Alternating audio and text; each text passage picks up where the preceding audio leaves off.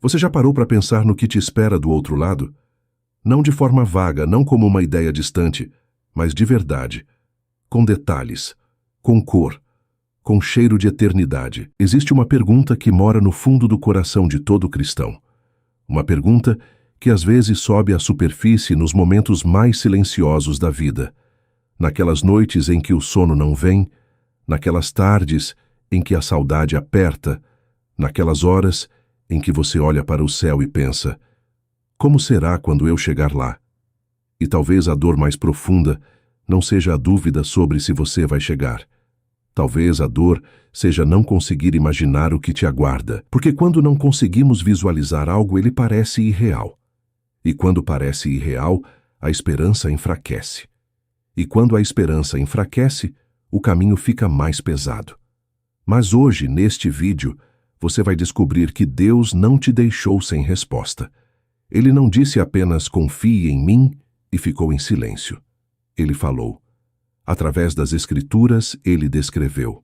Através de seus servos, ele revelou. E existe uma mulher que, abençoada por visões divinas, colocou em palavras o que nenhum olho humano jamais poderia inventar por conta própria. Ellen G. White. Hoje você vai conhecer a visão das mansões celestiais. Hoje você vai entender onde os salvos vão morar. E ao final deste vídeo, tenho certeza de que a sua esperança vai ser renovada de um jeito que você não esperava. Se este canal ainda não faz parte da sua vida, clique em inscrever-se agora. Aqui toda semana temos uma mensagem para renovar a sua fé. Vamos começar com uma pergunta simples, mas que carrega um peso enorme. O que Deus prometeu para os que o amam? Não estamos falando de uma promessa vaga de lugar melhor. Estamos falando de uma promessa concreta, detalhada, feita pela própria boca de Jesus Cristo. Uma promessa dita em um dos momentos mais tensos da vida de Jesus na terra, na noite antes de sua crucificação, quando os corações dos discípulos estavam pesados, quando o medo batia forte, quando a incerteza pairava sobre tudo como uma nuvem escura. Foi exatamente nesse momento que Jesus disse algo extraordinário. A Bíblia registra em João, capítulo 14, versículos 1, 2 e 5 até 10. Não se turbe o vosso coração, credes em Deus, crede também em mim. Na casa de meu pai há muitas moradas. Se não fosse assim, eu vô-lo teria dito, pois vou preparar-vos lugar. Disse-lhe Tomé: Senhor, não sabemos para onde vais. Como podemos saber o caminho? Disse-lhe Jesus: Eu sou o caminho, e a verdade e a vida. Ninguém vem ao Pai senão por mim. Se me conhecesseis, também conheceríeis a meu Pai, e desde agora o conheceis e o tendes visto. Disse-lhe Filipe: Senhor, mostra-nos o Pai, e isso nos basta. Disse-lhe Jesus: Há tanto tempo estou convosco e não me tendes conhecido, Filipe. Quem me vê a mim vê o Pai. Como dizes tu, mostra-nos o Pai. Não crês tu que eu estou no Pai e que o Pai está em mim? As palavras que eu vos digo, não as digo de mim mesmo, mas o Pai que está em mim, ele faz as obras. Pare aqui por um instante. Deixe essas palavras pousarem no seu coração. Jesus não disse, talvez haja lugar para vocês. Ele não disse, verei o que posso fazer. Ele disse, na casa de meu pai há muitas moradas. Ele disse, vou preparar-vos lugar. Essa é uma promessa arquitetônica. Essa é uma promessa de lar. Jesus está dizendo que existe um espaço no céu que foi pensado, planejado e preparado especificamente para você. Mas o que isso significa na prática? Como é essa morada? Como é essa casa que Jesus foi preparar? Ellen G. White, no livro O Ministério de Cura, no capítulo intitulado Revelado aos Discípulos, nos ajuda a entender a profundidade desta cena. Ela nos mostra que Jesus, ao pronunciar essas palavras, estava revelando a seus discípulos e a nós que o Pai não é uma força abstrata no universo. Ele é um Pai, e um pai prepara lar para os seus filhos. Essas palavras de Jesus não eram apenas consolo emocional, eram uma realidade arquitetônica, uma verdade eterna sobre o que nos aguarda. Pensem como nós, aqui na Terra, preparamos um quarto quando alguém especial vai nos visitar. Pensamos nas cores, pensamos no conforto, pensamos no que vai fazer aquela pessoa se sentir bem-vinda, amada, esperada. Se nós, seres imperfeitos e limitados, fazemos isso com tanto cuidado, o que dirá do Criador do Universo preparando uma morada para os seus filhos amados? Imagine por um momento o que significa ter Jesus Cristo como arquiteto, como decorador, como o anfitrião que preparou tudo para o seu chegar. Cada detalhe, cada nuance, cada aspecto daquele lugar foi pensado com você em mente. Isso não é poesia. Isso é o que a palavra de Deus declara. E aqui chegamos a um ponto muito importante que precisamos entender com clareza, porque a Bíblia é precisa sobre isso. Quando Jesus disse, "Vou preparar-vos lugar", ele estava falando sobre algo que acontecerá na sua volta. Os salvos não vão ao céu individualmente, cada um ao morrer. A Bíblia é muito clara. A morte é um sono, um repouso tranquilo e inconsciente, como Jesus mesmo chamou a morte de Lázaro. Nosso amigo Lázaro dorme. Os mortos não estão conscientes aguardando no céu. Eles dormem em paz total, sem sofrimento, sem consciência do tempo, como se fosse apenas um piscar de olhos entre a morte e a ressurreição gloriosa. E então, na segunda vinda de Cristo, todos os que dormem em Jesus serão despertados juntos, ao mesmo tempo, com glória, com alegria, todos juntos, subindo ao encontro do Senhor nos ares. Esta é a esperança cristã. Esta é a promessa das mansões, não uma chegada solitária e silenciosa, mas uma entrada triunfal e coletiva na glória eterna. Há uma outra dimensão desta promessa que raramente é mencionada, mas que é profundamente transformadora. Quando Jesus disse, "Na casa de meu Pai há muitas moradas", a palavra original usada no texto grego é monai, que carrega a ideia de uma habitação permanente, um lugar de estabelecimento definitivo, um lar que não é provisório, não é um quarto de hotel, não é uma passagem temporária, é uma residência eterna, algo construído para durar para sempre, porque a vida que virá também durará para sempre. Pense nisso, nós vivemos em um mundo onde tudo é temporário, as casas envelhecem, as cidades mudam, os bairros que amávamos na infância já não existem mais da mesma forma. Tudo aqui tem prazo de validade. Mas o lar que Jesus está preparando não tem prazo. Não vai deteriorar. Não vai precisar de reforma. Não vai ser derrubado para dar lugar a outra coisa. É eterno. E é seu. Isso faz diferença profunda na alma de quem crê. Porque uma das dores mais silenciosas que os seres humanos carregam é o sentimento de não pertencer, de nunca ter um lar de verdade, de sempre estar de passagem. Há pessoas que passaram a vida inteira mudando de cidade em cidade, de casa em casa, nunca conseguindo criar raízes. Há pessoas que tiveram o lar destruído pela guerra, pela pobreza, pela tragédia. Há pessoas que cresceram em lares que não eram seguros, que deveriam ter sido abrigo, mas eram fonte de dor. Para todos esses, a promessa de Jesus é especialmente preciosa. Vou preparar-vos lugar. Um lugar que não vai ser tomado. Um lugar que não vai desaparecer. Um lugar onde você vai pertencer de verdade para sempre. Mas voltemos à questão central. Como são essas mansões? O que Ellen G. White viu? Ellen White, no livro Vida e Ensinos, no capítulo 7, Visão da Nova Jerusalém, registrou algo que vai mudar a forma como você pensa sobre o céu.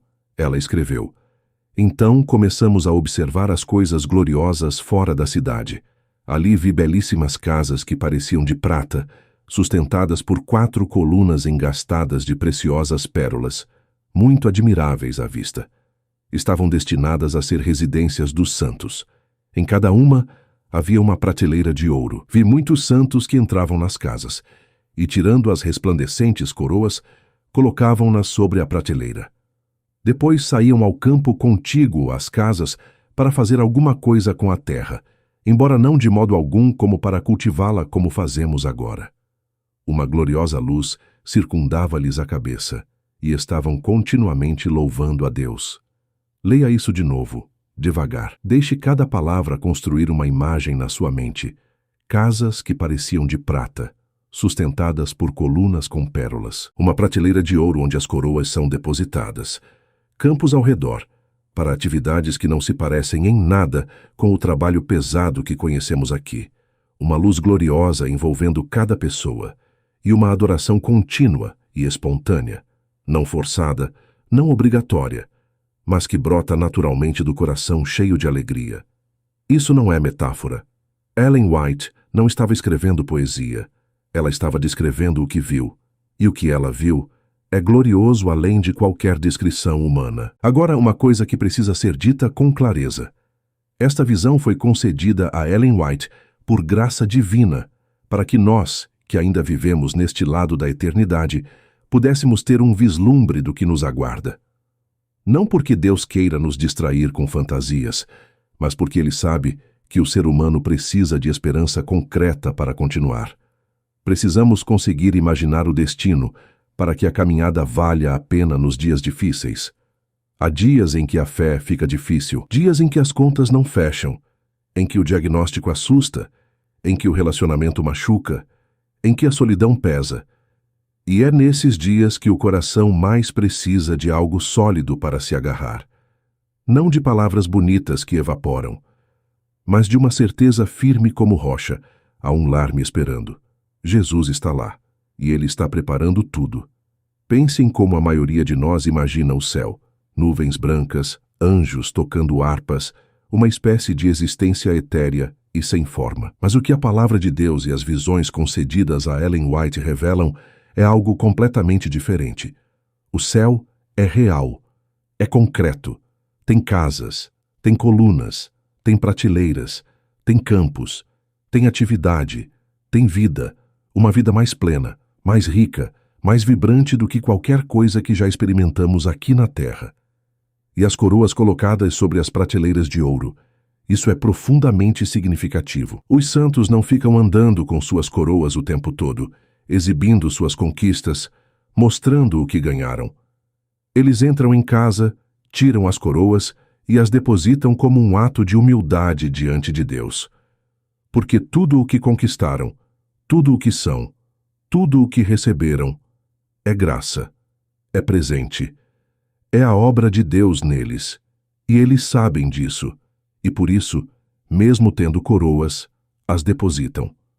Antes de continuar, quero fazer uma pausa aqui e te pedir algo. Você que está assistindo a este vídeo, que está sentindo este toque no coração, escreva nos comentários o que está sentindo agora.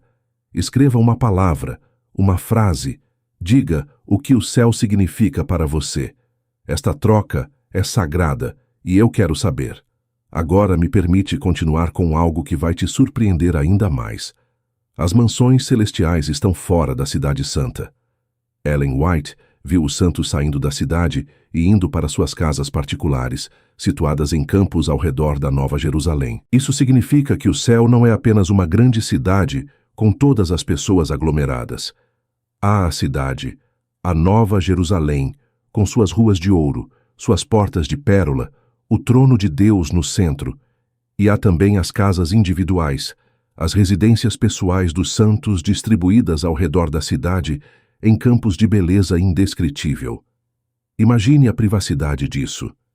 Imagine ter a sua própria casa no céu, um lugar que é seu, preparado por Jesus, um lar onde você pode entrar, tirar sua coroa, descansar. Não porque está cansado de sofrimento, mas porque o repouso no céu é uma delícia, não uma necessidade desesperada. Um lar onde a luz de Deus envolve tudo. Um lar sem fechaduras, sem alarmes, sem medo. Um lar perfeito. E Ellen White descreve que os santos saíam para fazer alguma coisa com a terra, embora não de modo algum como para cultivá-la como fazemos agora. Isso é fascinante. No céu haverá atividade criativa, produtiva, envolvente, mas sem suor, sem dor, sem frustração, sem trabalho árduo. Haverá o prazer puro de criar, de construir, de cultivar, no sentido mais belo da palavra. Cada atividade será uma expressão de alegria, não de necessidade. Isso responde a uma das maiores preocupações que as pessoas têm sobre o céu. Não vai ser monótono? Não vai ser entediante ficar cantando para sempre? A resposta é um sonoro não. O céu terá atividade, terá descoberta, terá crescimento, terá exploração. E tudo isso permeado pela presença constante de Deus. Pense em como a pessoa mais curiosa que você conhece, aquela que ama aprender, que sempre tem uma pergunta nova, que se entusiasma facilmente com qualquer assunto, ela nunca se sentiria entediada numa biblioteca infinita. Nunca se sentiria cansada num jardim que nunca acaba de se revelar. O céu será assim para cada um de nós, porque Deus é infinito. E passar a eternidade. O conhecendo não é repetição, é descoberta constante, camada após camada, profundidade após profundidade, como um oceano que você pode nadar para sempre sem chegar ao fundo. E haverá também o privilégio de encontrar os grandes personagens da história sagrada. Imagine conversar com Abraão, que saiu sem saber para onde ia porque confiava em Deus. Imagine ouvir de Paulo como foi aquele encontro no caminho de Damasco. Imagine sentar ao lado de Maria de Magdala e ouvir com as palavras dela o que foi aquela manhã de ressurreição, quando ela encontrou o jardim vazio.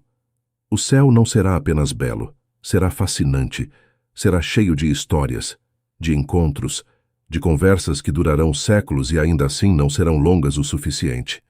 Mas há algo ainda mais profundo aqui que precisamos contemplar. Por que as casas são de prata? Por que as colunas têm pérolas? Por que as prateleiras são de ouro? Não seria isso excessivo, supérfluo, até fútil? Não. Porque no céu, o belo não é vaidade. No céu, o belo é louvor. Cada pedra preciosa, cada raio de luz refratado, cada superfície resplandecente, tudo aponta para a glória do Criador. A beleza do céu não existe para os santos se vangloriem. Ela existe para que a cada momento, a cada olhada ao redor, a cada passo dado, o coração seja levado a exclamar: como é glorioso o nosso Deus! É por isso que Ellen White disse que eles estavam continuamente louvando a Deus. Não era uma obrigação, era uma resposta natural à beleza que os cercava. A adoração era o ar que respiravam. Pense na última vez em que você viu algo genuinamente belo na natureza. Um pôr do sol extraordinário, uma cachoeira imponente, um céu estrelado numa noite limpa. O que você sentiu? Um impulso de admiração, de gratidão, de silêncio reverente. Agora, multiplique isso por infinito, em todas as direções, o tempo todo. Isso é o céu. E nesse ambiente, a adoração não é um esforço, é a resposta mais natural do coração. E o mais maravilhoso de tudo, você não vai estar sozinho nessa experiência. Aqueles que você ama, aqueles que morreram na fé, aqueles que passaram pelo sono da morte aguardando a ressurreição, todos eles serão despertados no mesmo dia, e na entrada gloriosa para a eternidade estarão lado a lado com você. A Bíblia promete em 1 Tessalonicenses, capítulo 4, que seremos arrebatados juntamente com eles. Todos os salvos, juntos, ao mesmo tempo. Não há chegada solitária no céu. A salvação é uma festa coletiva, uma reunião de família cósmica, onde ninguém chega antes nem depois, onde a alegria de cada um se multiplica pela alegria de todos. E é justamente por isso que esta esperança é tão necessária hoje. Porque vivemos em um mundo que tenta nos dizer que não há nada além desta vida, que quando morrer acabou, que o céu é uma ilusão de pessoas que precisam de consolo. Mas o Filho e a Filha de Deus sabem que há algo muito maior esperando. Sabem que esta vida, com todas as suas dores, suas lutas, suas perdas, é apenas um instante comparado à eternidade que vem. E por isso, Ellen White, em Testemunhos Seletos, volume 3, no capítulo sobre o trabalho para os membros da Igreja, escreveu algo que precisa tocar fundo no coração de cada um de nós. Lembremo-nos de que somos peregrinos e estrangeiros nesta terra, que buscamos uma pátria melhor, a saber, a celestial. Trabalhemos com tanto fervor e devoção, que os pecadores sejam atraídos a Cristo. Os que se uniram com o Senhor em concerto de serviço estão sob a obrigação de se unirem também com Ele na grande e sublime obra de salvar almas, peregrinos e estrangeiros. Esta terra não é o nosso lar permanente. Somos viajantes, estamos de passagem. E como todo viajante sabe, a beleza da viagem está na certeza do destino. Quando você tem a certeza de que há um lar te esperando, um lar com uma casa de prata preparada por Jesus, com colunas de pérola, com uma prateleira de ouro, com campos de beleza sobrenatural ao redor, com a luz de Deus envolvendo tudo, então as pedras do caminho se tornam menores. As tempestades da vida perdem a capacidade de derrubar. As perdas doem, mas não destroem. Porque você sabe para onde está indo. Esta é a força da esperança celestial. Não é uma fuga da realidade, é a realidade mais sólida que existe. E por ser tão sólida, tão real, tão concreta, ela deve mudar a forma como você vive hoje. Ela deve mudar a forma como você trata as pessoas ao seu redor. Ela deve acender em você o desejo que Ellen White descreveu, de trabalhar com fervor para que outros também possam conhecer este caminho, para que outras vidas também possam ser atraídas a Cristo, para que outras histórias também possam terminar com uma casa de prata num campo celestial, com uma coroa depositada numa prateleira de ouro, com a luz de Deus envolvendo tudo, para sempre. Existe uma cena que me toca muito fundo quando penso no céu. É a cena de alguém que esperou a vida inteira por algo e finalmente vê esse algo acontecer. Pense na mãe que esperou anos pelo retorno do filho pródigo e o viu ainda de longe, correndo ao seu encontro. Pense na mulher que varreu a casa inteira para encontrar a moeda perdida e, quando a encontrou, chamou todas as vizinhas para celebrar. Pense em como é a alegria de reencontrar quem você ama depois de uma separação longa. Agora, multiplique isso pela eternidade e coloque Jesus no centro dessa cena. Você entrando naquele lar que Ele preparou, Ele te recebendo não como um servo que cumpriu sua obrigação, mas como um filho amado que finalmente chegou. Esse será o momento mais glorioso da sua existência. E Ele está vindo. Você quer que aquela pessoa especial da sua vida esteja lá? Aquele filho, aquela filha, aquele marido, aquela esposa, aquele amigo que ainda não entregou o coração a Deus? Então a resposta não está apenas nas suas orações, embora as orações sejam essenciais. A resposta está também no seu testemunho, na sua vida que reflete a realidade do que você crê, no seu amor que demonstra na prática o Deus em quem você confia. Porque o mundo não vai ao céu por causa de argumentos teológicos perfeitos. O mundo vai ao céu quando encontra alguém que já tem o cheiro do céu, alguém cujos olhos brilham com uma esperança que o mundo não consegue explicar, alguém que perdoa quando deveria guardar rancor, alguém que serve quando poderia ser servido, alguém que sorri diante da adversidade porque sabe de algo que o mundo ainda não descobriu. Você pode ser essa pessoa. E quando este vídeo chegar ao fim, quero te convidar a fazer algo prático. Não apenas sentir, não apenas contemplar, mas agir. Fale com alguém hoje. Compartilhe esta esperança. Diga com suas palavras, ou mande este vídeo, para alguém que precisa saber que há um lar sendo preparado para ele. Que Jesus está lá agora, preparando cada detalhe, que a espera vai acabar, que o sono da morte vai ser interrompido pela voz mais gloriosa que qualquer ouvido humano jamais ouviu. Se este vídeo tocou o seu coração, se ele renovou a sua esperança, se ele fez você querer compartilhar com alguém, por favor, deixe o seu like agora. Esse gesto simples ajuda esta mensagem a chegar a mais pessoas que precisam dessa esperança. Cada like é uma forma de dizer: eu quero que mais gente saiba disso. Então, meu amigo, minha amiga, chegamos ao fim deste tempo juntos e quero que você leve uma coisa consigo ao sair daqui.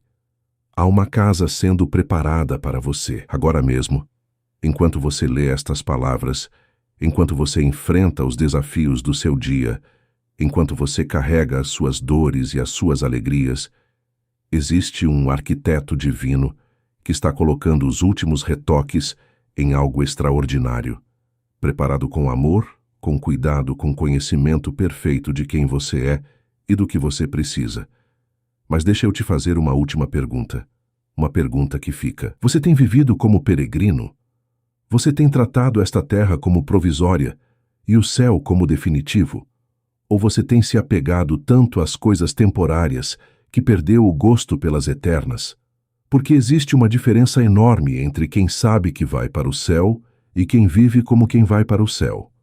Um carrega a informação, o outro carrega a transformação. E a diferença aparece nos detalhes do dia a dia, na forma como você reage quando perde algo, na forma como você trata as pessoas que não têm como te retribuir, na forma como você mantém a paz quando tudo ao redor está em caos, na forma como você continua amando quando seria mais fácil desistir.